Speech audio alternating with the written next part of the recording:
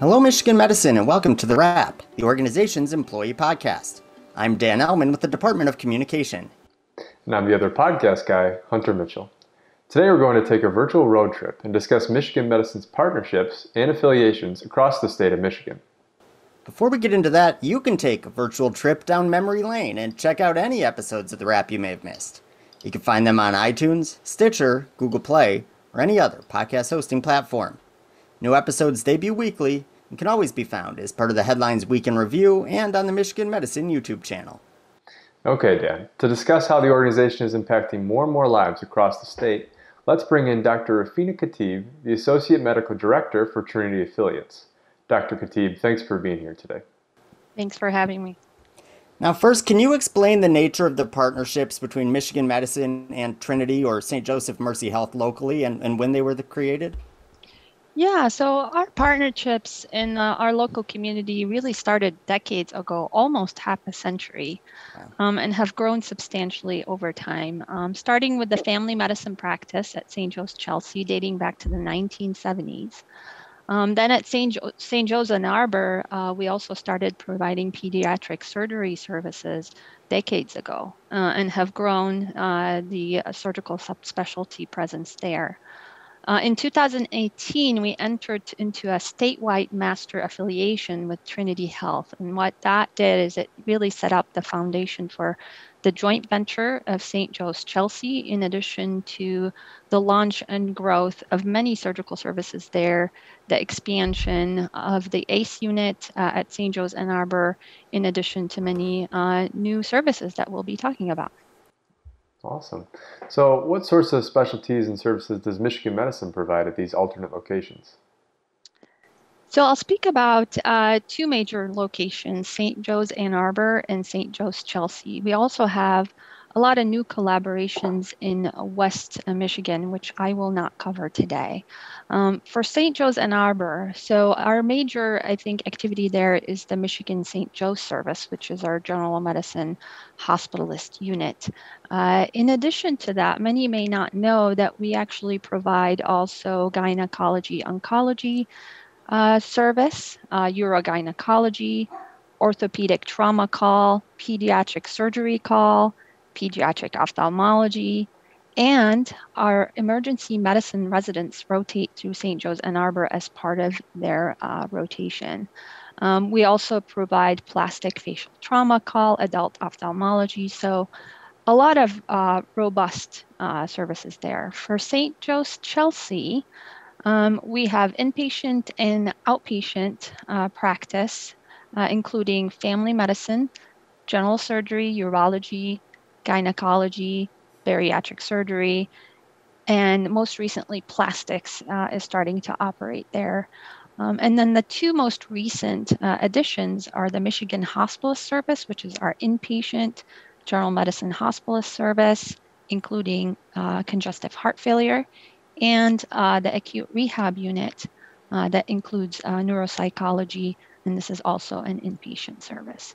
So a lot of different, as you can see, clinical activity, medical, surgical, physical medicine, and rehab, and also spans the both the clinical and educational mission.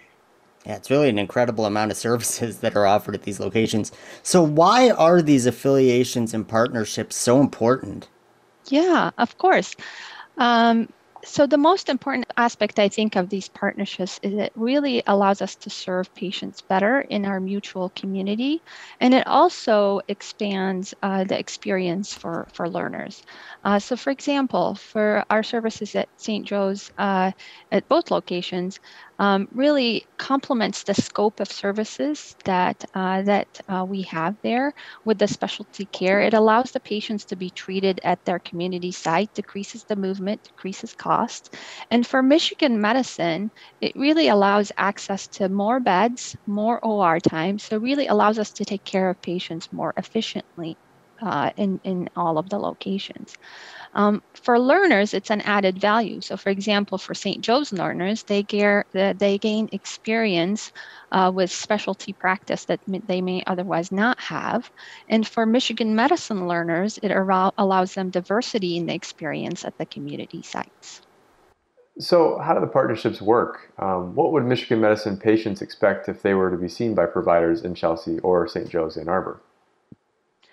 Okay, so I'll cover three things. So first of all, they should expect that we would advise them about which location they should be cared for, and we'll also take their preferences into mind. The second thing they should expect is that they will be cared for by Michigan medicine physicians, either directly or supervising learners. And then that care is in collaboration with St. Joe's staff and specialists for the most part. Every arrangement obviously has its own unique characteristics. Um, the third thing is that they should expect also to cross over between the Michigan Medicine Electronic Medical Record and the Trinity Electronic Medical Record. We luckily both practice on the Epic platform, but they are on different health systems. So we're working hard and have been able to connect those electronic medical records together so that the patient's movement is as seamless as possible. So let's real quick go back to your first point on that. When you talked about how there'll be advising patients on what location works best for them, how should the faculty and staff who are listening to this podcast today go about bringing up these options with patients? How would they know what is the best way to create the most convenient situations for everyone they're serving? Yeah, great question, Daniel. So really, our faculty and staff best presenting this to patients as an extension of our Michigan Medicine patient services. This is part of our bigger community, bigger family, and it's a resource that really helps them get the best care possible.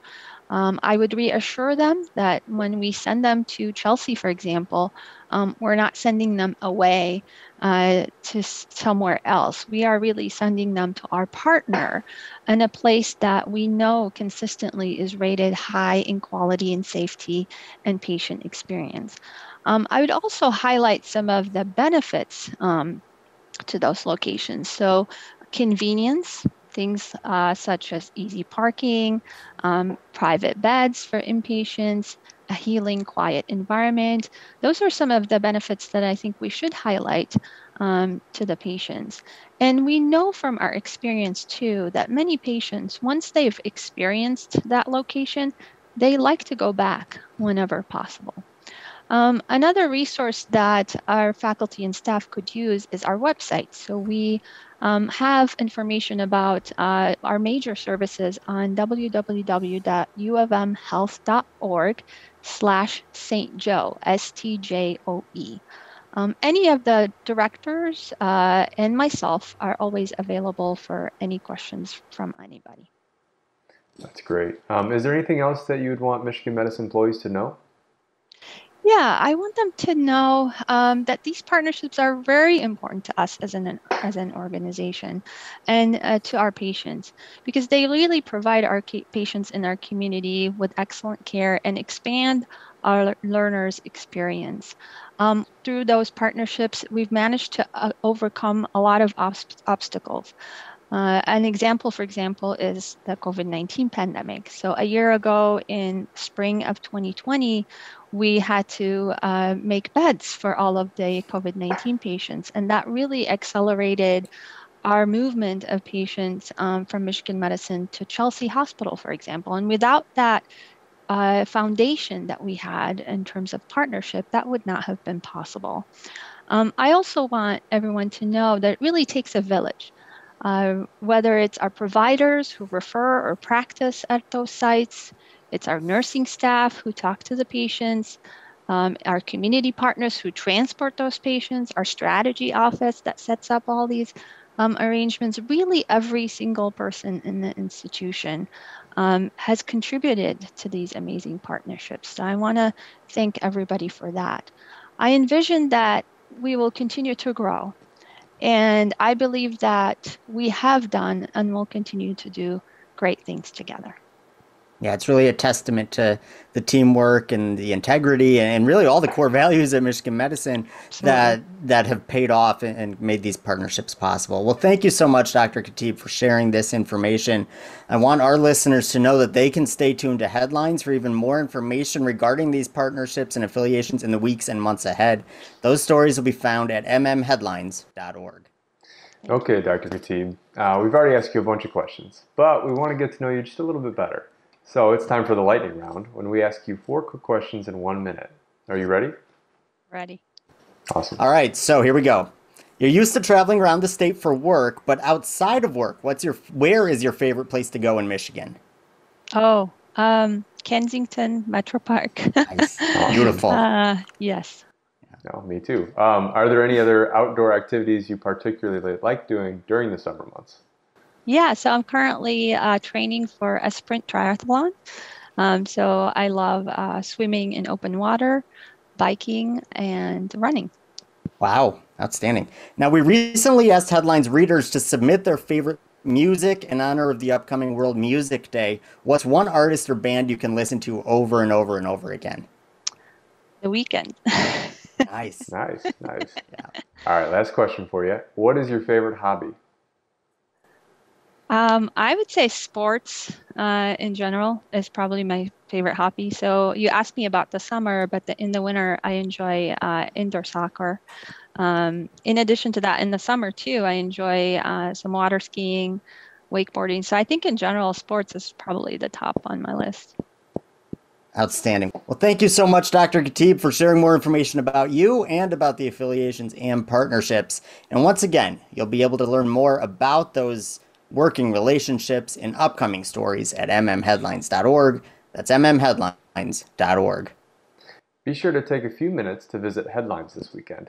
That's because you'll find a number of featured stories, including a closer look at the Office of Graduate and Postdoctoral Studies, the heartwarming patient story of a daughter who donated part of her liver to her ailing father, and a chance to learn about the lab of Dr. Nathan Key, which has become one of the nation's top phenotyping centers. Oh, and the best part of all, a full rundown of all the discounts and perks you can get with your M card.